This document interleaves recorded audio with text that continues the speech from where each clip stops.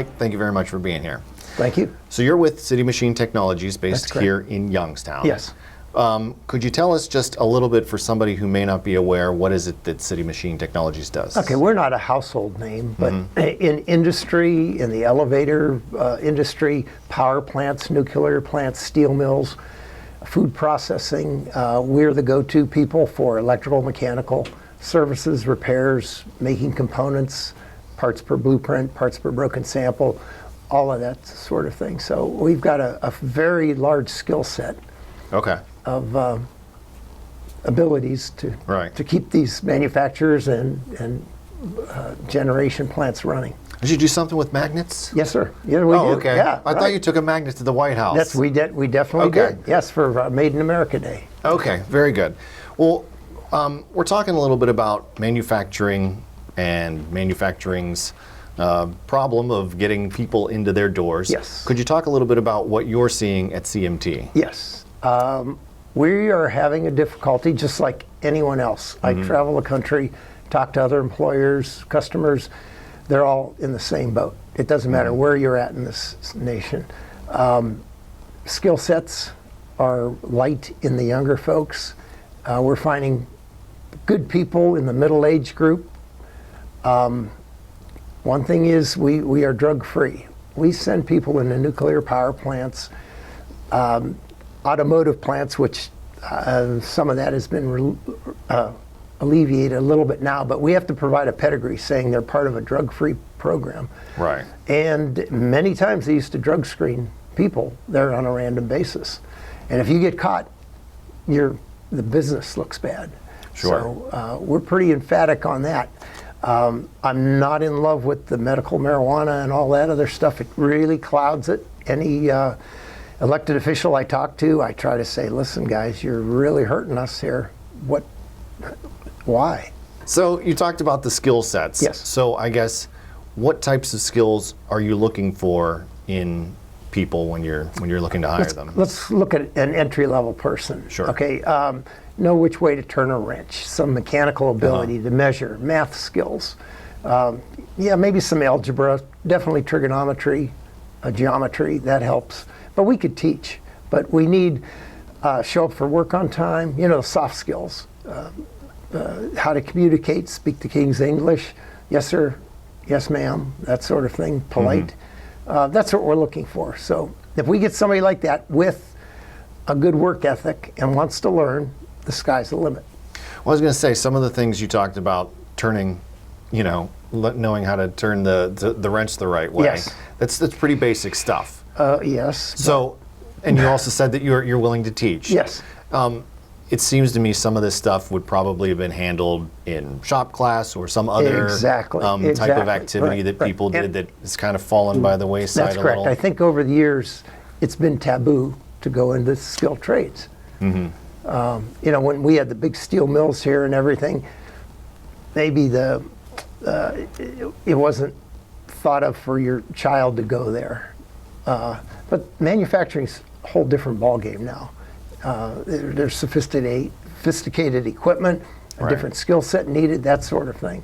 But you still need the basic people that take things apart, put them back together, troubleshoot.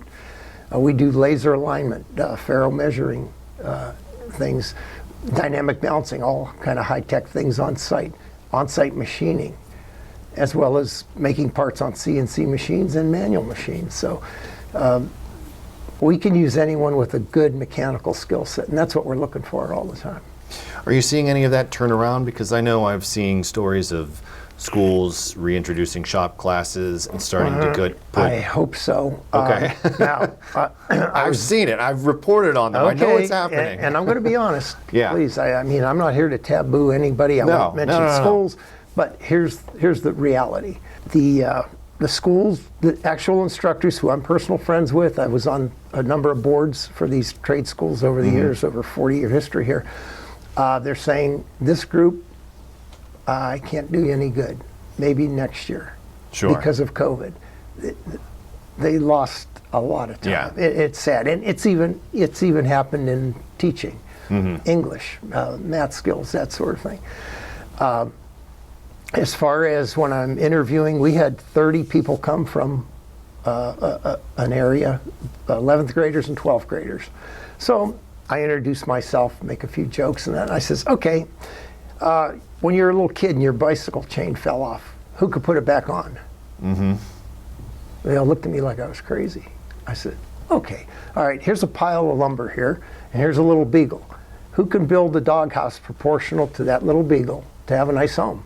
One kid raised his hand. I says, great, where'd you learn that? My dad, I frame garages for my dad as a part-time business he has. I says, great, but you're in 11th grade, come and see me next year. Right. But that's out of 30 people. I mean, that's kind of sad. Yeah. That is kind of sad. Well, here, like, just to put it in perspective a little bit, so this is from the National Association of Manufacturers. They're estimating that by 2030, there will be 2.1 million unfilled jobs in manufacturing. There's probably that many right now. Yeah, I mean, we got 20. I should have checked that, yeah. Yeah. Well, you said you have 20? Yes. Okay, so you're actively hiring right now. Yeah, if we can find them, yes. And we've since the first year, I think we hired 4. Okay. But we went through many ones that couldn't pass a drug test. Mm-hmm. People that passed the drug test all wind up and then don't show up on the first day of work. Now, if they got another job, fine, then tell me. Just call, pick up the phone, be polite. No. So you're probably spending a great deal of energy, probably more than you had to, just to find yes. a candidate. Now, just go back even 10 years. Mm-hmm. There was always employees coming say, hey, my nephew's looking for summer help or whatnot. Bring them on down. We'll cut the grass. They had to be 17 at least. Right. Oh, we'll cut the grass. You can clean parts. Hey, can you paint? We'll paint. We kept them busy, washing the trucks, maintaining the trucks. And that was never a problem. No, we don't get any. And some of those probably transitioned into full-time employees, oh, too. Sure. Yeah. Well, so you talked about the young man who could build the doghouse. Yes. Learned it from his father. That's right. So I would assume... That's 1 out of 30. I got it. Yeah.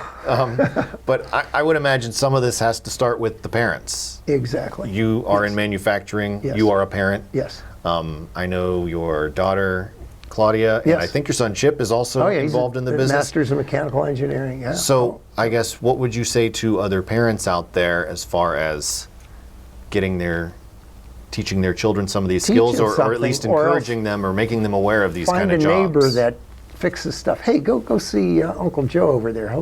He needs some help fixing his car. Right. Or painting his house.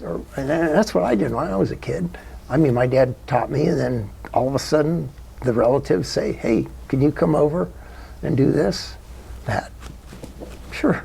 And then you're 10 years old and you got money. Yes. Yeah. Right. Oh, yeah, definitely. 717 Credit Union. Business services designed to meet your daily needs. Commercial loans, business deposits, merchant and payroll services. 717 Credit Union. It's knowing you were treated right every time.